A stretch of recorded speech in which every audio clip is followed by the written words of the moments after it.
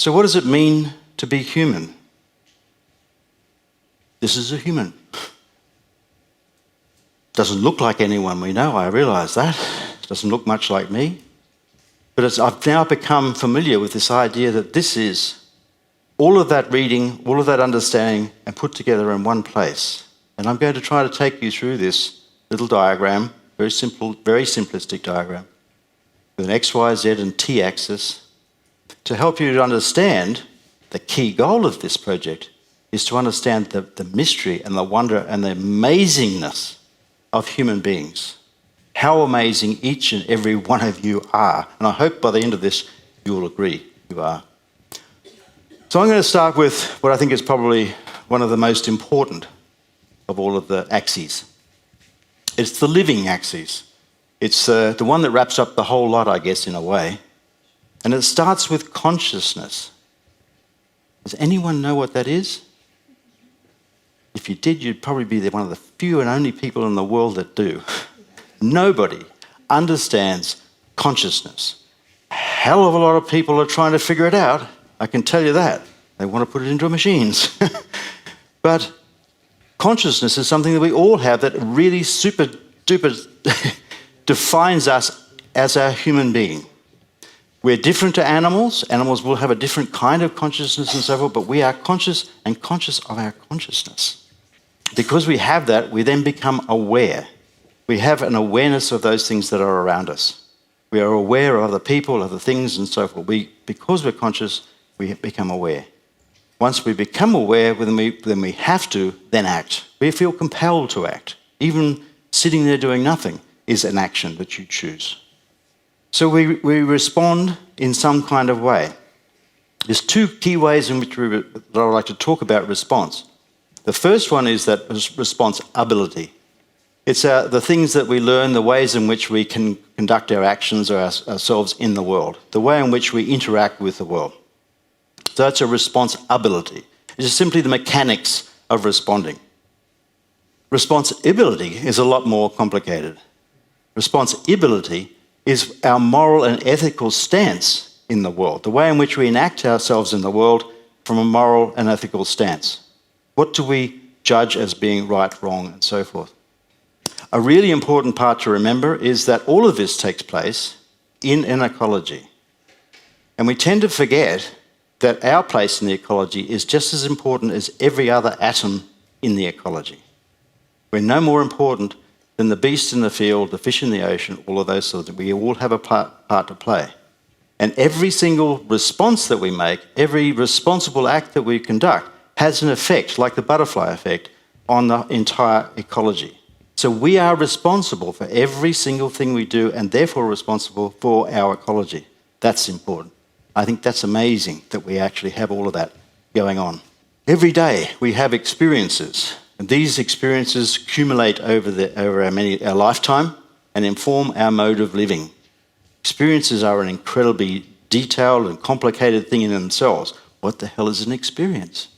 It's like consciousness. We all have them, but we don't really know what they are. We can talk about a specific instance, but we can't say what is experience. This is what it is. At its most basic level, it is about senses, affect, emotions, cognition, and context. So senses are more complicated than just simply the five senses. We know them very simply. But they also take in mysterious things such as sensing and a sense of. That's sixth sense kind of spooky stuff. Affect is an amazing thing. We all have emotions. Emotions are incredibly complicated, incredibly important. The range of possible emotions is intense. The emotions that I'm feeling right now are very intense.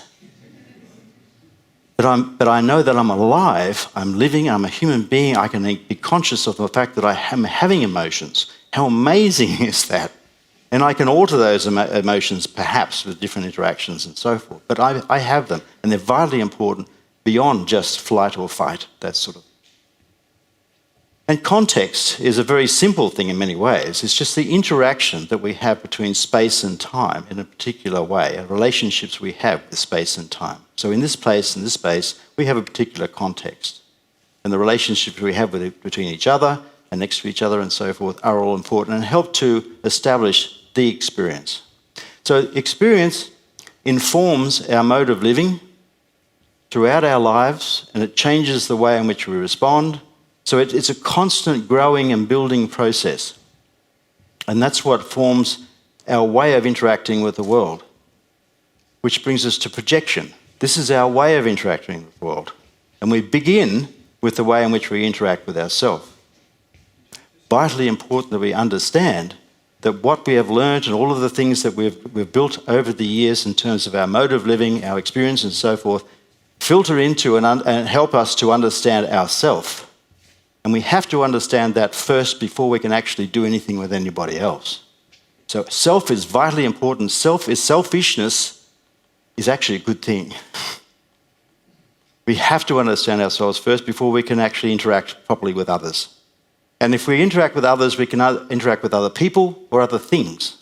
And this helps to establish, again, who our self is. We know ourself through our interactions with others. If there was nobody else on the planet with us, we wouldn't probably know who the hell the self was. So we desperately need other people. So self, others, and then the world. So here, right now, your world, each person's world, and my world are intersecting. So in this projection, I'm projecting myself to you, interacting with you, the other, using these others here to create a meeting of our worlds. So that's very important. So it's a kind of a layered effect. We have context and immediate experience, we have the worlds in which we engage, and the greater ecology in which we all live. So this is a kind of meta-contextual story. So lastly, but not the least, I can tell you, is time. We understand time. We have a watch, and we have clocks and numbers and so forth, but that is a technology.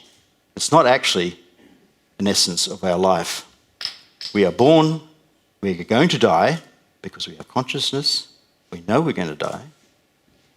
We don't know when, and that is so important, because it changes the flavour of our entire lives. If we knew when we were going to die or that we weren't going to die, we would change exactly everything we did.